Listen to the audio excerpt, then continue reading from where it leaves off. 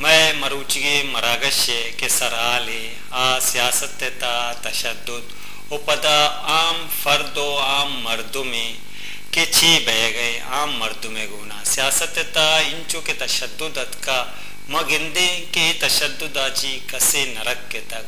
अरकसे लोगे दपा लोगे दहलीजा ये तशद्दुद अतका सर बिता भले चारक लूटिते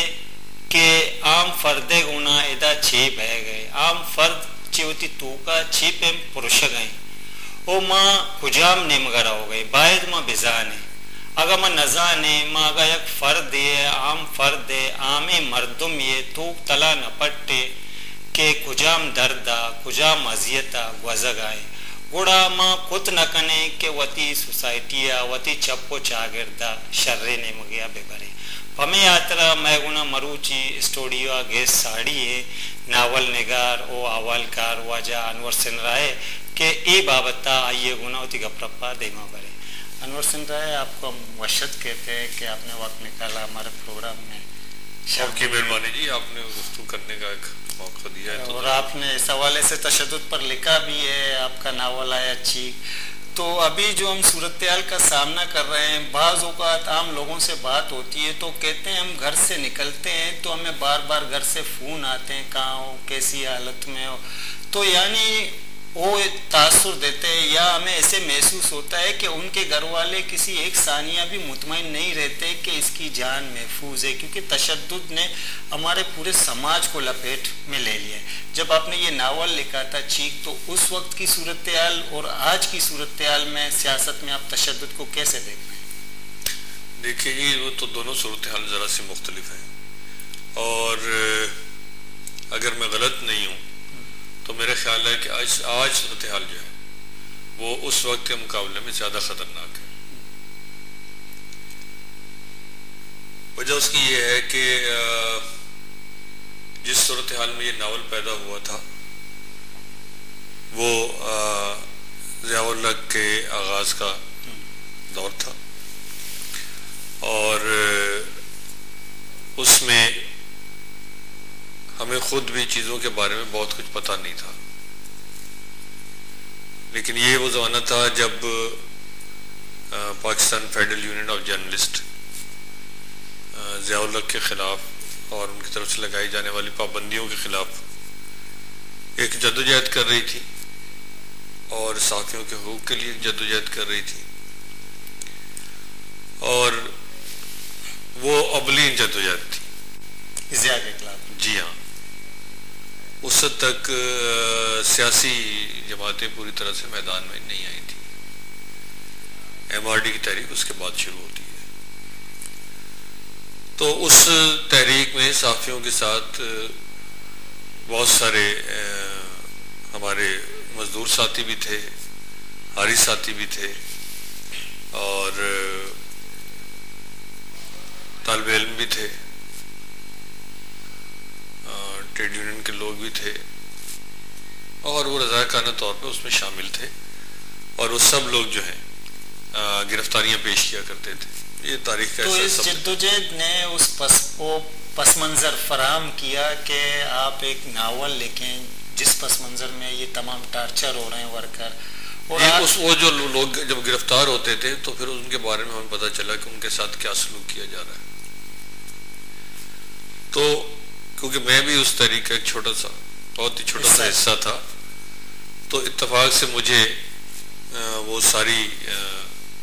बातें जानने का मौका मिला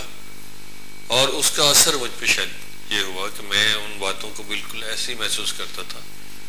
जैसे कि मेरे साथ ही हो रही है। मैं आपको दिलचस्प बात बताता हूँ कि जब ये नावल छपा तो मेरे एक दोस्त थे उन्होंने एक दिन मुझसे कहा कि भाई ये मैंने आपका नावल पढ़ा है और बहुत अच्छे दोस्त थे मुझे वो ले गए खाने पे दावत की हाँ ऐसे कहने के आप मेरे साथ चले जरा आपको रात खाने पे खाना वाना हमने खाया और उसके बाद कहने लगे कि देखिए अनवर साहब आप मेरे बहुत दोस्त हैं मैं आपको भाई की तरह समझता हूँ बस आप मुझे ये बता दें कि ये लोग कौन थे जिन्होंने आपके साथ ये किया। मैंने कहा जी मेरे साथ ये नहीं हुआ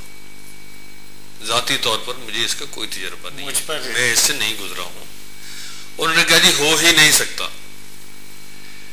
कोई ऐसा आदमी जिसके साथ जाती तौर पे ये ना हुआ हो और इतना ये वो लिख ही नहीं सकता। ये तो आपने ऐसे लिखा है इसमें कि 100% ये लगता है कि ये आदमी इसमें से गुजर रहा है, बल्कि पढ़ने वाले को महसूस होता है कि वो भी इसमें से गुजर रहा है। तो हकीकत ये है कि वाकई मेरे साथ ये नहीं हुआ, और लेकिन जिनके साथ हुआ उनसे शायद मेरा ताल्लुक इस तरह का था, और कि उनके साथ जो कुछ बात हो उससे मैंने बहुत शिद्दत से महसूस किया, और उसके नतीजे में ये नावल जो है वो पैदा हुआ। और उस वक्त मेरे जहन में कोई इसका मॉडल नहीं था,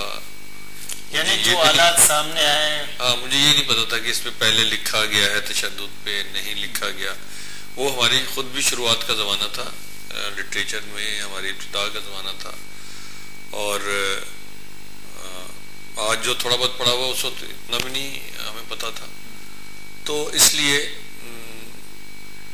खुद उसने अपनी एक शक्ल इख्तियार की, खुद उसने अपने एक सवालात वज़ा किए, और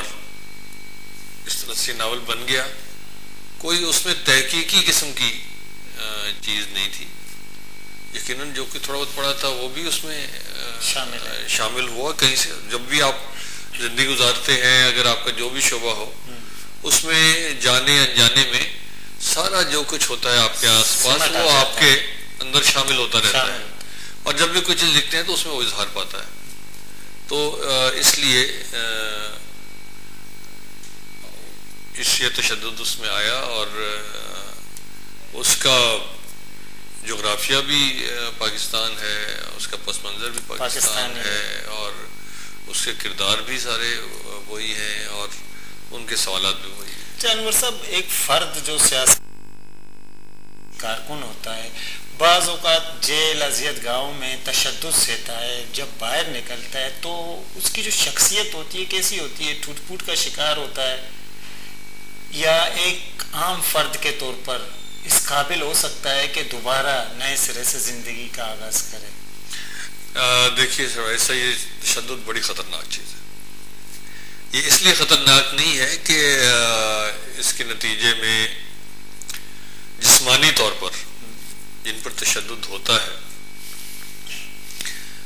उसको एक तकलीफ से गुजरना पड़ता है, या उसके हाथ पांव या कोई उस जिस्म का जो है वो नॉर्मल तरीके से जैसे करना चाहिए वैसे काम करना छोड़ देता है। इससे अलावा भी इसका एक बहुत बड़ा पहलू, ये तशद्दुद जिस्मानी सतह से उठकर आपकी नफ्सियाती सतह पर असरअंदाज होता है, ज़हन पर असरअंदाज होता है। ये आपके अंदर माशरे पर जो आपका एक बुनियादी एतमाद होता है,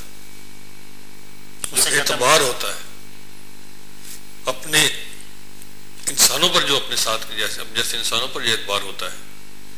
ये उसको मुतासिर करता है। एतबार तमाम खत्म हो जाता है। तमाम। आप देखें चीख में जो किरदार है वो आखिर में जब उसकी मुलाकात अपने जैसे ही एक आदमी से होती है जो नया आया है, और वो जब उससे पूछता है तो वो उससे बात करने से इनकार कर देता है।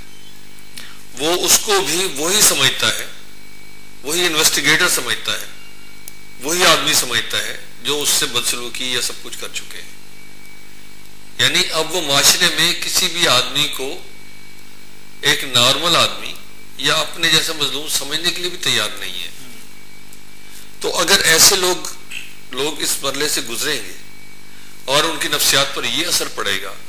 तो आप खुद सोच सकते हैं कि माशरे की मजमूई शक्ल कैसी हो जाएगी। अनवर साहब, आपकी गुफ्तगू जारी हम लेते हैं, यहाँ ब्रेक के बाद गुफ्तगू बोले चारों का हमारा जीरे ब्रेक है। ब्रेक रन की मराकश शाह देमा बारी।